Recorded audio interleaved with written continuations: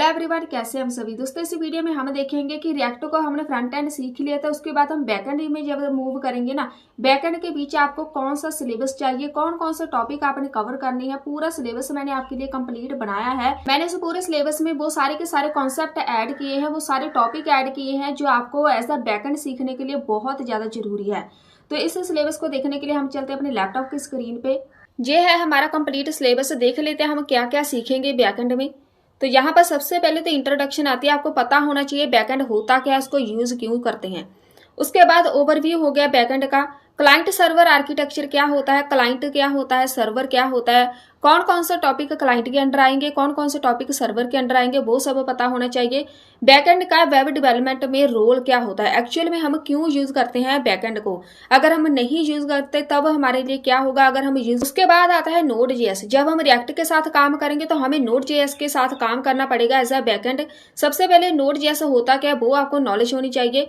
उसके बाद इसको इंस्टॉल कैसे करते हैं, सेटअप इसको कैसे किया जाता है, ये सब नॉलेज आपको होनी चाहिए।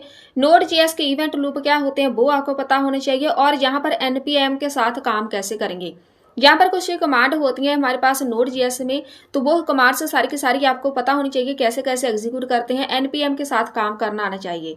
उसके बाद सर्वर को, जहाँ पर बिल्डिंग बेसिक सर्वर हमने बनाना सीखना है, मतलब एक सर्वर कैसे कनेक्ट किया जाता है वो हमने सीखना है नोड जेएस के साथ। अब यहाँ पर नोड जेएस सीखने के बाद आप इसको यूज कर सकते हैं एक्सप्रेस जेएस के साथ। एक्सप्रेस के साथ यूज करना है, मोंगो डीबी के साथ कर सकते हैं।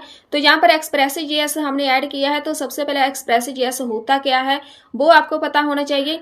इसको कैसे इंस्टॉल करते हैं, क्योंकि नोड जेएस एक अलग है, एक्सप्रेस जेएस एक अलग है, तो दोनों को इंस्टॉल करना आना चाहिए। जहाँ पर एचटीटीपी रिक्वेस्ट क्या होती है, जब भी हम बैकएंड के साथ काम करते हैं तो हमारे पास रिक्वेस्ट कुछ होती है, रिक्वेस्ट भेजी जाती है, रिस्पॉन्स आता है, सारे का सारा काम रिक्वेस्ट के ऊपर होता है। तो आपको पता होना चाहिए एचटीटीपी रिक्वेस्ट होती क्या है, राउटिंग क्या होता है यहाँ पर।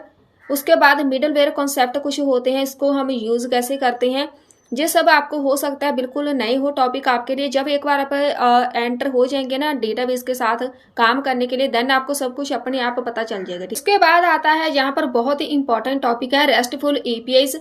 इसमें जो सबसे ज्यादा इंपॉर्टेंट है ना ये है CRUD ऑपरेशन। तो यहाँ पर मेरे पास एक CRUD ऑपरेशन है, एक मेरे पास ये HTTP मेथड।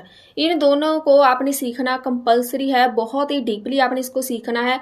यहाँ पर CRUD ऑपरेशन होते क्या है जी आपको नॉलेज होनी चाहिए। अगर आप CRUD ऑपरेशन सीख लेते हैं डेटाबेस के साथ काम करने के लिए, देन आप बिल्कुल सक्सेसफुल हो जाएंगे डेटाबेस के साथ। तो यहाँ पर CRUD ऑपरेशन होता है create, read, update and delete. ये 4 ऑपरेशन होते हैं, यही 4 ऑपरेशन मेन माने जाते हैं डेटाबेस के साथ काम करने के लिए।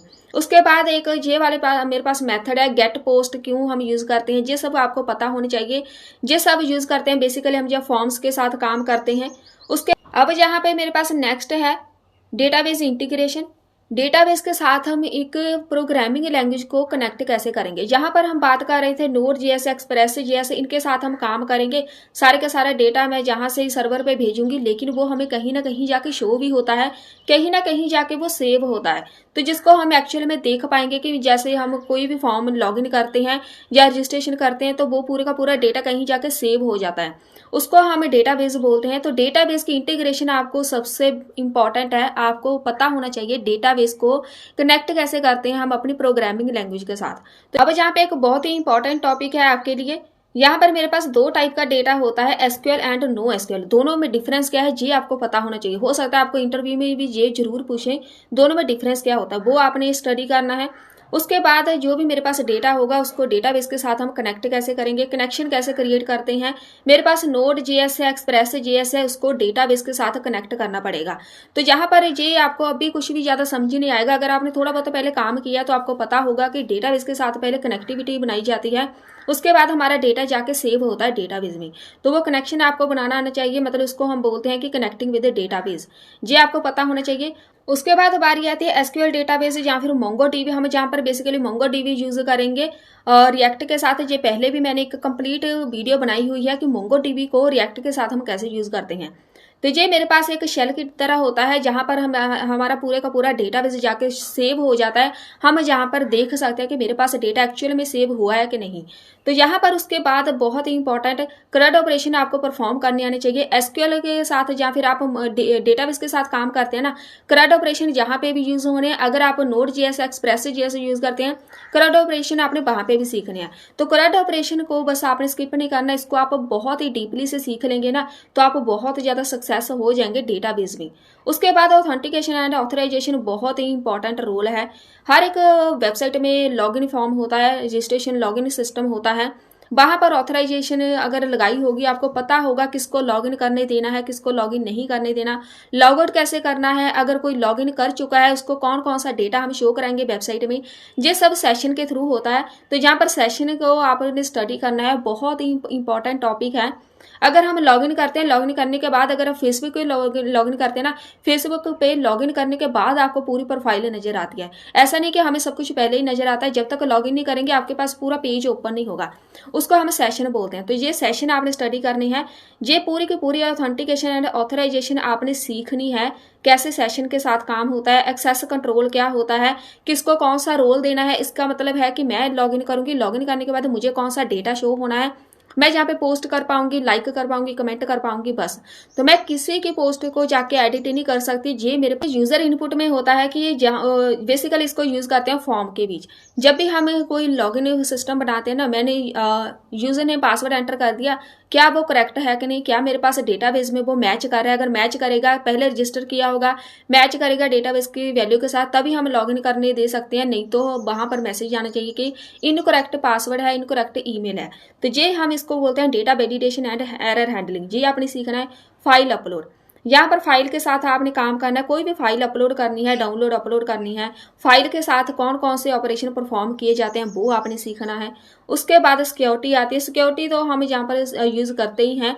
तो इसको अब आप पहले अगर आप कंप्लीट ऊपर वाला बाकी सिलेबस सीख लेते हैं ना, उसके बाद आप सिक्योरिटी में मूव करेंगे। तो यहाँ पर सिक्योरिटी में बहुत ज्यादा हम कुछ ज्यादा काम नहीं करते, इसमें थ्रेड्स कैसे काम करते हैं, ठीक है, वही ज्यादा सीखेंगे। सिक्योरिटी को इम्प्लीमेंट कैसे किया जाता है। उसके बाद बारी आती है टेस्टिंग की। तो मेरे पास यहाँ पर टेस्टिंग क्या होती है, यूनिट टेस्टिंग, इंटीग्रेशन टेस्टिंग, ये मैंने मेन ऐड किए हैं। टेस्टिंग कैसे की जाती है, मेरे पास जो भी हम प्रोजेक्ट बनाएंगे उसकी टेस्टिंग होती है कि आपका जो भी प्रोजेक्ट वेबसाइट सॉफ्टवेयर है बनाया है, क्या वो एक्चुअल में वर्क कर रहा है कि नहीं, तो वो टेस्टिंग के थ्रू होता है। तो टेस्टिंग के लिए हम ये वाले फ्रेमवर्क यूज करते हैं।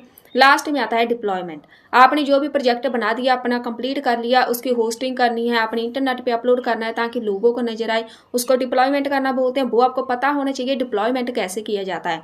तो आपको पूरे का पूरा प्रोजेक्ट उठा के अपने खुद के लैपटॉप से उठा के इंटरनेट पे अपलोड करना होता है। तो ये एक बहुत बड़ा प्रोसेस होता है। तो ये था हमारा कंप्लीट बैकएंड का सिलेबस। रिएक्ट को बैकएंड के साथ यूज करने के लिए कौन कौन से टॉपिक हमारे लिए कंपल्सरी है वो ही मैंने ऐड किए थे। ये सब आपने सीखना है बैकएंड में। आई होप ये वीडियो आपके लिए हेल्पफुल रही होगी। मिलते हैं फिर नेक्स्ट वीडियो में।